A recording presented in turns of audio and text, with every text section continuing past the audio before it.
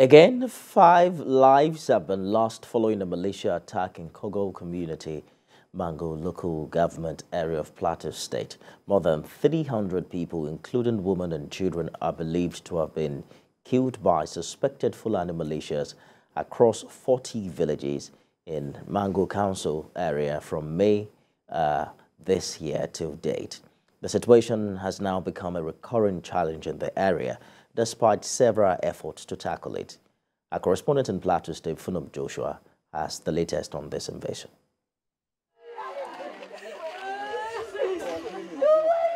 Another sad moment for locals and residents of Kogol Community in Mangu local government area.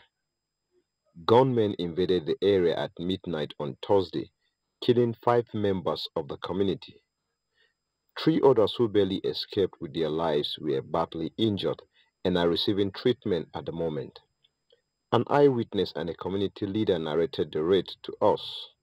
On the 7th of July 2023, some Fulani herdsmen came to Kogul in Panyam district, attacked the community, burned 2 houses, and 5 people were killed.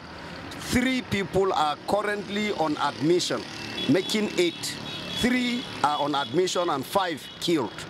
In another development, suspected other militiamen have encroached on some farmlands in Mangu Council area, destroying farm produce belonging to natives in the area. Nighttime destruction of farm produce in communities prone to gunmen attacks in Plateau State has become a recurring situation in recent times, despite attempts to stop it.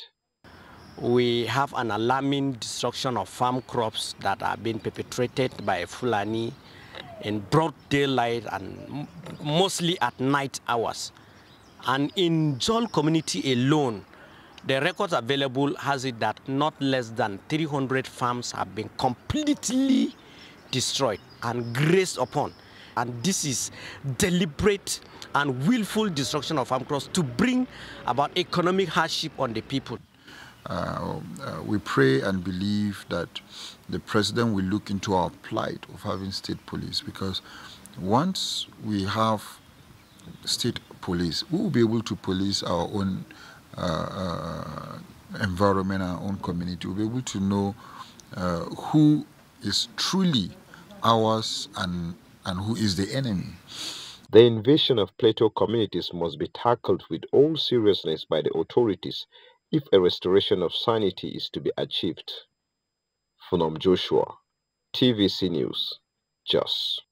Well, Mangu is in the news again, and this time around there's yet another attack. In the past 2 months thereabout, there have been the killing of more than 300 people following attacks by suspected Fulani militias across 40 villages in that part of Plateau State. I'm joined now by President of the Birom Youth Model Association, Solomon Dalab.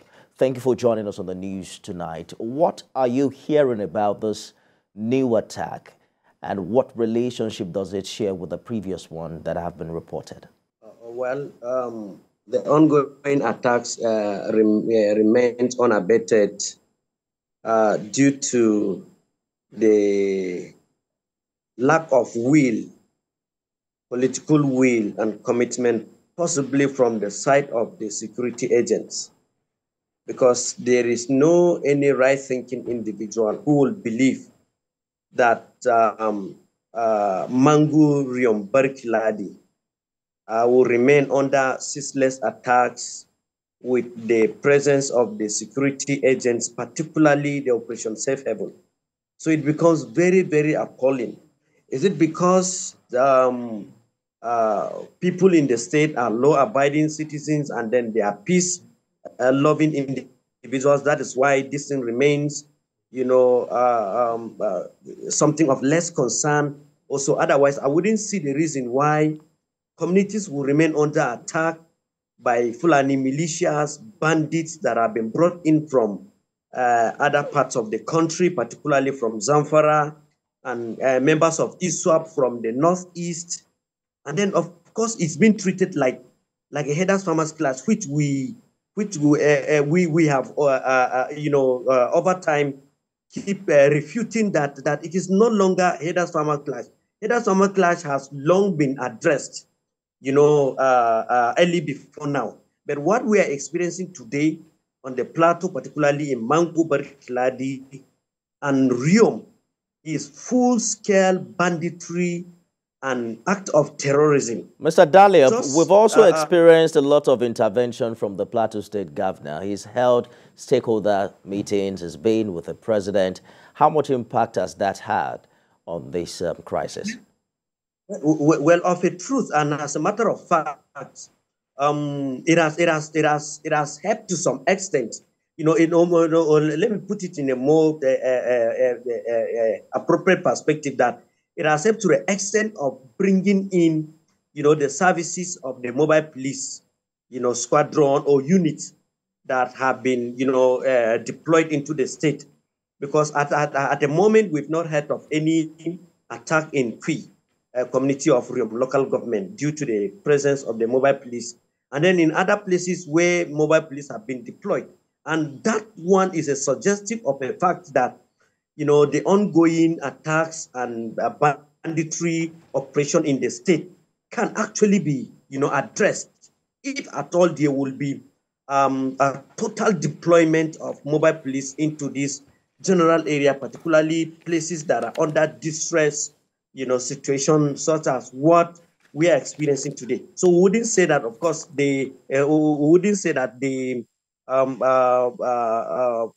approach, explored by the executive governor and also President Bola Ahmed Tinubu. Hopefully that help comes the way of Mangu in no time. Exactly. And I'm looking forward to also seeing all of these issues resolved in the coming days. Solomon Dalia, President Biram Youth Model Association, thank you for talking to us on TVC News at 10.